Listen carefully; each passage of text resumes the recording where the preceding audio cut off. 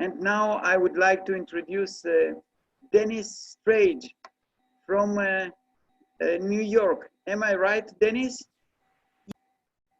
I actually live in Philadelphia, but I'm very close to New York, and I lived and worked in New York for quite some time. Oh, окей. Я думал, что Денис сейчас в Нью-Йорке, но она в Филадельфии. И в любом случае, Денис из Соединенных Штатов Америки, и я сейчас ей расскажу в двух словах, о чем мы уже поговорили, чтобы не повторяться, и прошу рассказать ее о своем опыте. Dennis, so we had a few cases today from the international Russian speaker homeopaths group. We have had what going on in Israel line for homeopathy help now. So we know now how it worked and how it built, I believe, the same in United States. I would like you to tell us some specifics for your work of your team, and maybe some cases for desert to share with us, please. Yeah. So I've prepared a little presentation about Homeopathy Help Now, how we started, what the idea was, and how we've carried it through. I didn't prepare any cases, so let's see. I'm sure I could come up with one, but let's at least we can start with what I thought I was to talk about. Okay, let us try. I think that probably, I'm not sure, but probably it will be the same like in all our groups. So maybe just to go shortly to show what is, please. So we were the first group. So this whole initiative came about because when COVID-19 started in the United States, the first area to be hit hard was an area where so much of my practice is. So we went from having no cases to 50 cases in a week. Все это началось в Соединенных Штатах, как раз в том районе, где я практикую, и из ситуации, в которой у нас было мало случаев каждый день, перешла ситуация в такую, в которой мы получали десятки случаев каждую неделю. So let me share my screen with you. Yeah. So I realized that this was not something I could do on my own. И я осознала, что я не могу это сделать одна. Yeah, and I run a school. We have about 100 students in our school, just under 100. And many of the advanced students were wanting to help, to take cases. And after I saw how serious the people I was seeing were, I said, no, this is not something that we treat like a regular acute. This is something that is really going to require us to think in a much different way and really follow what we understand about epidemic prescribing. And that's how we shifted to creating this, to creating Homeopathy Help Now. Денис является директором гомеопатической школы в Нью-Йорке, в Соединенных Штатах. И вначале она подумала, что с помощью ее студентов можно будет справиться. У нее около 100 человек учатся в школе, но очень быстро они осознали, что это невозможно, потому что вступают очень тяжелые случаи, и нужны профессиональные гомеопаты, которые разбираются в вопросах эпидемии и острых назначений. Таким образом, я начал организовывать что-то другое. The other thing that was happening is that we saw that through social media, many people were putting out information that we felt was not necessarily correct and potentially dangerous. People announcing that there was a genus epidemicus before they had ever seen a case. And it became very important for us to not just treat cases, but also to educate and communicate about the appropriateness of using homeopathy in such a monumental circumstance. Что еще произошло? Многие гомеопаты начали публиковать в социальных сетях свою информацию и размышления о том, что может помочь и что является генус эпидемикус. И все эти размышления появились в социальных сетях еще до того, как были изучены симптомы, еще до того, как можно было как-то серьезно судить о направлении, в котором развивается картина, чтобы говорить о препаратах генус эпидемикус. Кроме того, это было опасно, потому что неправильные замечания или размышления или высказывания могли вызвать на нас огонь со стороны и критику. In the United States, and I don't know what it's like in other countries at the moment, but we have the most interest in homeopathy than we have seen in 100 years. And so the consumer demand and interest in homeopathy is fantastic. And so it also made us feel like we had to do an even better job, because people were believing that homeopathy was going to help them. They needed to be served properly, not just getting stuff off the internet and taking whatever remedies somebody else told them to take. Что интересно, что за последних 100 лет, сейчас, наверное, то время, когда гомеопатия приобретает все больше и большую популярность. Поэтому все больше и больше людей будут искать хороших гомеопатических советов, и особенно в таких обстоятельствах. И мы не можем позволить, чтобы сейчас на всплеске роста популярности гомеопатии кто-то бы предлагал что-то неправильное или что-то дискредитирующее. So we wanted to get people treated quickly and safely. We needed to get remedies to people because remedies aren't available to everyone, and we wanted to collect meaningful data afterwards so that the initiative would have some purpose for homeopathy in the long run. Итак, мы поставили перед собой основные 3 цели: быстрый ответ, сделать возможным доступ к гомеопатическим препаратам как можно быстрее и собирать важную базу данных, важные данные с полей. Yeah. So, as you know, as Adele probably mentioned, as most people here are working with Jeremy Scher in some way or following Jeremy's work. And we wanted to make sure, as we put our team together, that we had people who were truly understanding epidemic theory, people who had a high-level philosophical understanding of homeopathy, and not people just following what they're told and trying to just come up with a quick answer, but to actually work to understand the problem. How could we understand how to really use homeopathy effectively so that we could do what we were looking for, which is find the group of remedies that were going to be the most helpful.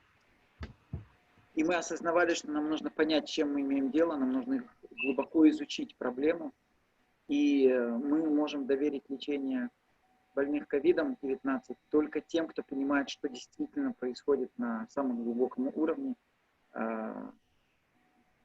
Таким образом составлялась команда.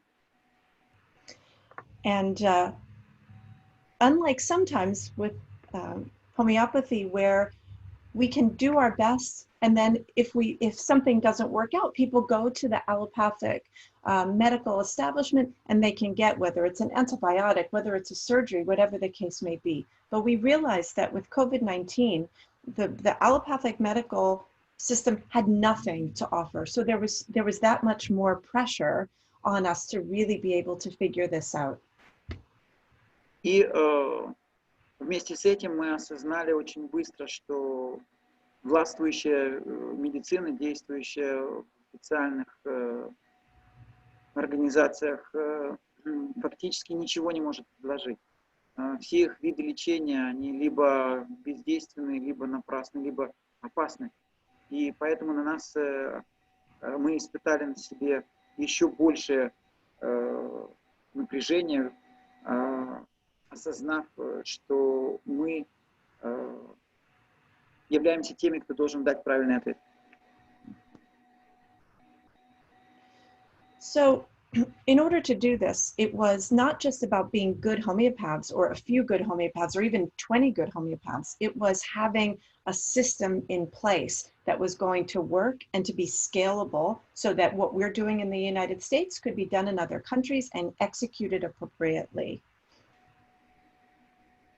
Поэтому очень быстрый ответ должен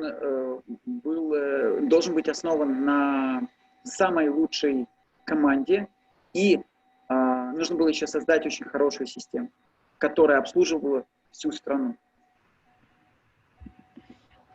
So what we have more administrative people working on our team than we do homeopaths. It literally takes more people in the background than it does homeopaths to make this work, which was really surprising to us. Вот это очень интересно, потому что у нас намного больше администраторов, которые поддерживают нашу работу, чем самих гомеопатов. I would say we have more than 2 times as many administrative people as we do homeopaths. Я думаю, что у нас в 2 раза больше помощников административного звена в нашей команде, чем самих гомеопатов. Just some examples of what is happening in the background. So all of the scheduling that has to go on. Это только пример того, что происходит каждый день. Это вы видите календарь, заполненный полностью, кто когда дежурит, каким темам, каким дням, какие часы. Taking full use of apps so that we can follow cases through and communicate in real time. Мы используем различные приложения, программы для того, чтобы работа была продуктивной, эффективной и в любое время отвечала нашим потребностям. And then also creating a workflow so that anyone who is on the team knows what they need to do. И также мы создали такой поток работы, зарегистрировали его для того, чтобы каждый член команды мог понять, где и когда, и какой случай находится, и что с ним происходит, и что с ним будет происходить дальше. And we found that some communities did not have access to the computer. So, you know, like Adele probably showed you, when you're using the service, you come through to a landing page, fill out the consent form and so forth. But within some communities, there's no access to that, or some communities who just don't use the computer. So we created a whole other system to accommodate communities that don't use the technology. And that was challenging. И в нашей работе мы вдруг столкнулись с целыми общинами, которые, например, не используют компьютер. Мы хотели им помочь, но по интернету эта коммуникация была невозможна по каким-то причинам, и нам нужно было преодолевать эти препятствия, находить решения. And in the United States, because of the legalities with homeopathy, we have to be very careful. So we had to make sure to get a signed consent form. Well, you can't get it signed if somebody doesn't have access to download it. So we had to we have a dedicated phone line, and we're actually doing a voice recording of people consenting to receiving homeopathy treatment. И ввиду наличия различных юридических проблем, связанных со статусом гомеопатии в Соединенных Штатах, мы обязаны защищать себя, и одной из защит является подписание определенной формы. Представьте себе человека, который обращается к нам по телефону и не может ничего подписать. Нам нужно было быть креативными для того, чтобы найти другой способ коммуникации и подтверждения нашей легальности. Мы создали текст, и каждый раз, когда человек обращался к нам по телефону, он должен был зачитать текст того, что он согласен на получение гомеопатической помощи. So once we have the information and there's a homeopath who's assigned to that person and their family, like Adele said, you take one case, sometimes you've got 5 or 10, right? It's exponential how many people you wind up treating. But then, of course, there's the issue of getting the remedy to people, which in the United States is not always easy. И очень часто, когда мы брали случай, иногда вся семья должна была получить гомеопатическое лечение, потому что болели многие в одной и той же семье. Вставала еще одна проблема, как доставить им гомеопатический препарат. Потому что если мы не можем доставить гомеопатический препарат, какой смысл брать случай?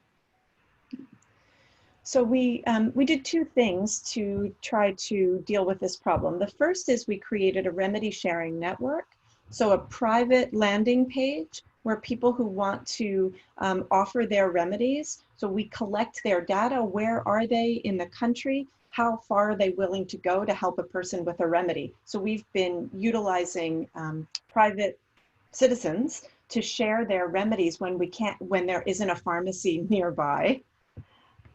It's interesting, Dennis. I will translate, but meanwhile, I'll tell you that we started to create the same network in our territories as well. Я переведу сначала то, что Денис сказала. Значит, была создана сеть таких гомеопатических аптечек и волонтеров, которые были согласны не только поделиться с гомеопатическими аптечками, но даже если была необходимость доставить гомеопатический препарат по определенному адресу. И потом я добавил, Денис, что мы начали создавать такую же сеть тоже, как интересно идет развитие проекта симультанно.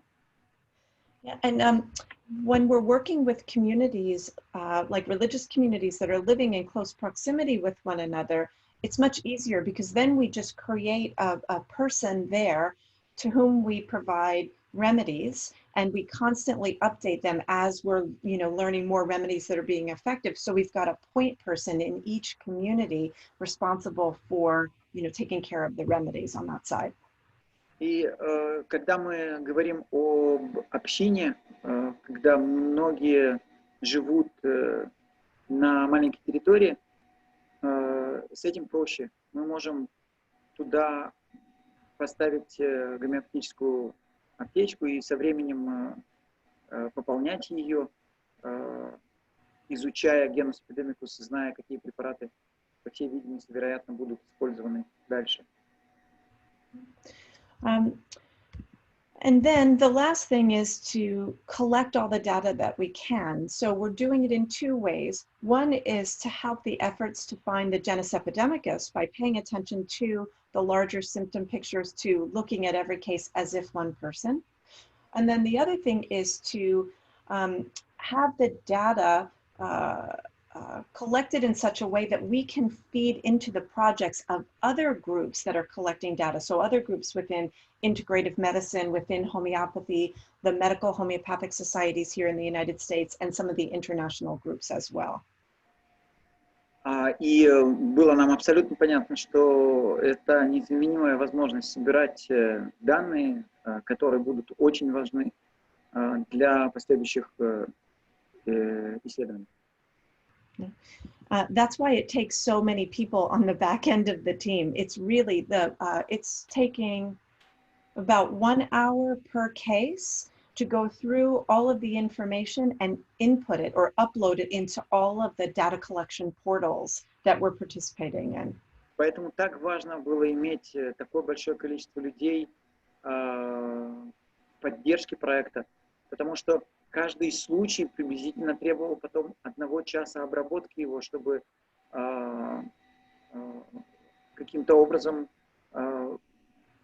данные в этом случае использовались эффективно. So on one hand, we're collecting the hard data that's going to feed into public health and epidemiological resources. And on the other hand, we're collecting soft data, the stories, the positive outcomes that people want to share. С одной стороны, мы собирали данные, которые, так сказать, сухие цифры, которые перейдут в обработку статистическую, а с другой стороны, мы собирали случаи для того, чтобы потом изучать их с точки зрения профессиональной.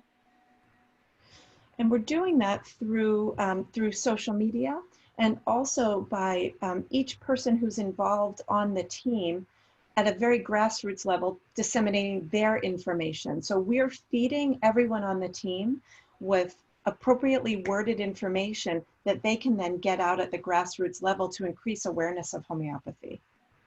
И мы, естественно, использовали разные уровни информации для того, чтобы распространять знания, сведения, новости о действенности гомеопатии на всех этих уровнях. So we've located the groups on Facebook and on other social media platforms that identify as being pro-homeopathy. And we've been making an effort to, speak with them and to get the word out to groups that we know are engaged in, similar interests. Таким образом, мы определили, какие группы дружественные нам, например, в социальной медиа, и обратились к ним с тем, чтобы через них также рассказывать о нашей работе. And then lastly, just getting the positive case results out there as well. И понятно, что нам хочется представить случай с хорошим результатом. And just a few more of the testimonials. И вы видите, все это отзывы, которые мы получили и опубликовали. Это только маленький пример того, что происходит. So, as far as cases go, I don't have an individual case prepared to show, but I can share some of the bigger picture things that we've learned.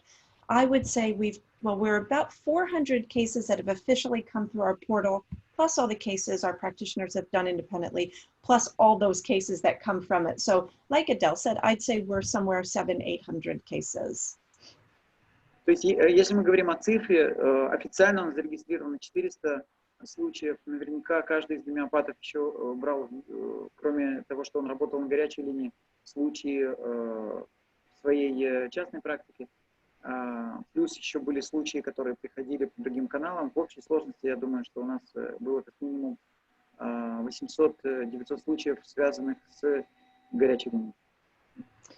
So one thing that has been very interesting to us is that because we started to treat cases at the very, very beginning, we noticed that many of the beginning cases, you could still individualize. You could still see the individual characteristic symptoms in each person.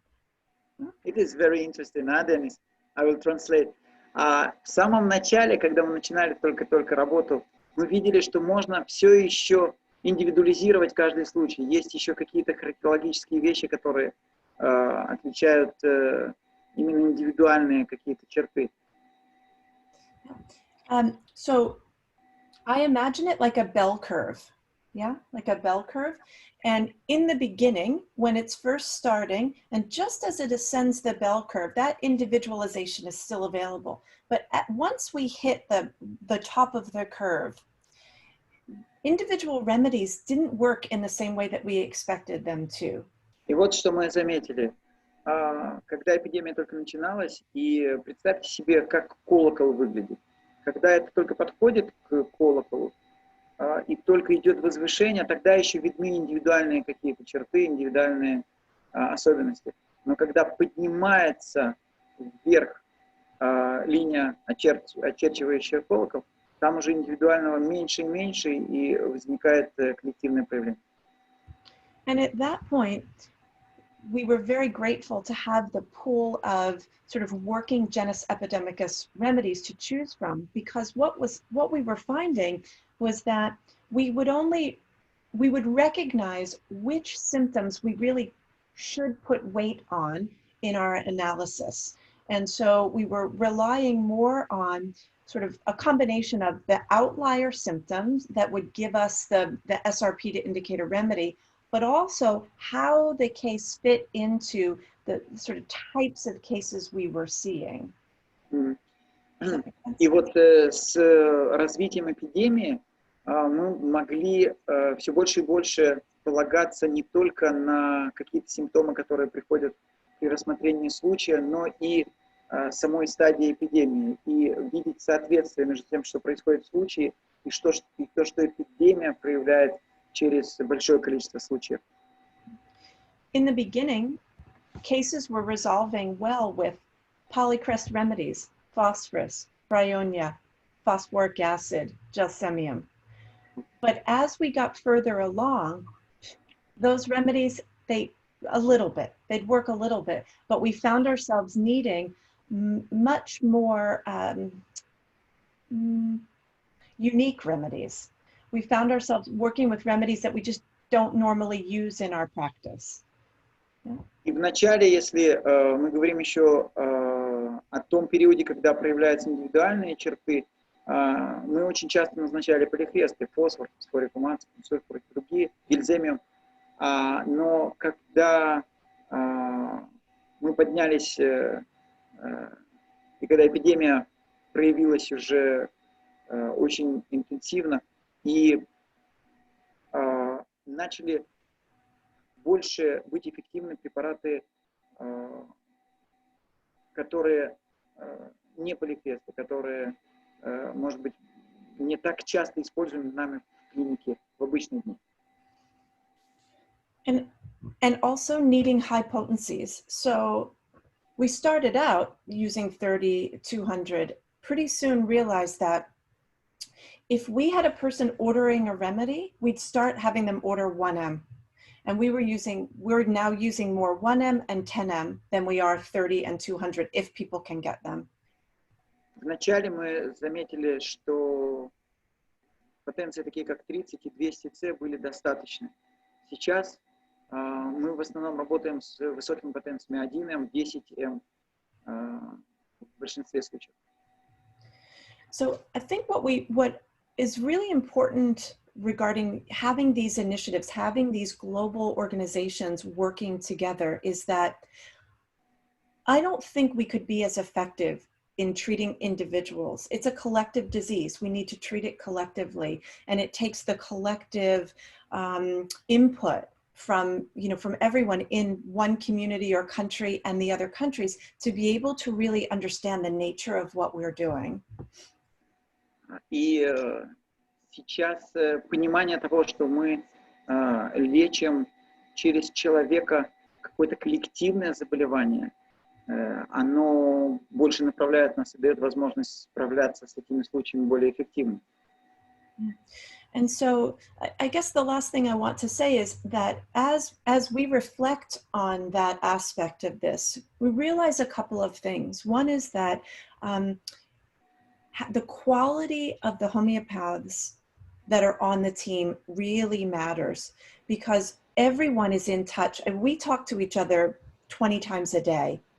A small group of homeopaths working together, seeing case after case after case, with the support of the administrative team that allows you to see case after case, allows the small group of homeopaths to potentize, right? To be able to really understand what work is being done. And we worked small and tight before we expanded to make sure that we had a grasp on what the problem was. Мы, работая группой, вначале это была маленькая группа, но очень плотная, и мы обсуждали огромное количество случаев, огромное количество часов каждый день. Естественно, вокруг нас был такой поддерживающий слой административных работников. Мы чувствовали себя уютно, и это позволяло нам повышаться в потенции, в понимании того, что происходит, и становиться более эффективными. Everyone on the team says they feel like they know this virus now. They work so close within it. You know which aspect of its personality is showing itself in each individual client.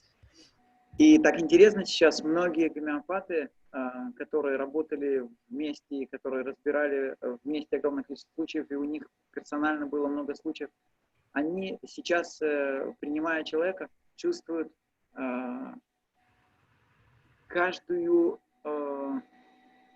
чувствуют разные характерологические особенности какой-то части картины этого вируса. Если вместе все эти особенности сложить, то будет общая картина вируса. Но зная общую картину вируса, сейчас намного проще найти решение в лечении каждого конкретного человека. And the administrative support team, they're all homeopathy students. So they're really learning by being engaged with the material, just not the responsibility of caring for the patient. И те люди, которые поддерживают нас административно, они студенты гомеопатии, то есть они себя посвящают этой работе, им интересно помогать, но в то же время они учатся очень многому при этой работе, будучи администраторами, они каким-то образом изучают гомеопатию глубоко. I think that's everything. Are there any questions? Есть какие-то вопросы пока? Если будет у кого-то вопрос, вы мне скажите, а я пока поблагодарю. I asked if there are some questions. We already almost 3 hours on the line, you know, and it's interesting. We're still alive and we're still in a focus and we still want to know something. And first of all, thank you very much, Denise, for this presentation, for this sharing with us. Many things you told us are similar to what we went through last 2 months. And I'm so happy that we can see the similarities and we can see how it works in different countries. Actually, it's the same. Yeah. Just a second, I will translate it shortly. Я поблагодарил Денис за то, что она присоединилась к нам и рассказала о работе в Соединенных Штатах и насколько приятно осознавать, что во многом мы проходим тот же путь. Все же подобное является одним из характеристик гомеопатии. I hope that this is not, I know that this is our first meeting in online area, but I hope it is not the last one and that we can share with each other. And I would like now to present you and Adele and Adi, who came to us today, a small present. And I would like to give this small present to all active participants of our group as well. Сейчас я бы хотел поделиться таким подарком, прежде всего для всех, кто активно участвует в нашей группе. Активно это значит взял не менее 2-3 случаев. И также наших гостей Денис, Адель и Ади. The point is that at the 23rd of May, 23-24 of May, we will host an first international online conference of homeopathic researches and provings. And this conference will be dedicated for the memory of Jörg, from Germany, Jörg Bechmann. So Jeremy Scher will participate, Dr. Harry van der Zee will participate, and there will be a lot of participants from all around. And I hope that this is a very organic, I would say, changing from being treating COVID for 24 hours by coming back, like you said, coming back for normal life. So this is the first sign of coming back to the first life. Я бы хотел пригласить всех наших активных гомеопатов-волонтеров, которые приняли минимум 2-3 случая на линии, принять бесплатное участие в первой международной онлайн-конференции по прувингам и гомеопатическим исследованиям, который пройдет 23 числа. Завтра мы обязательно об этом сообщим. Денис, thank you very much. Адель, Ади, thank you very much. Спасибо большое всем, спасибо, что были с нами. И до встречи 23 числа. Всего доброго.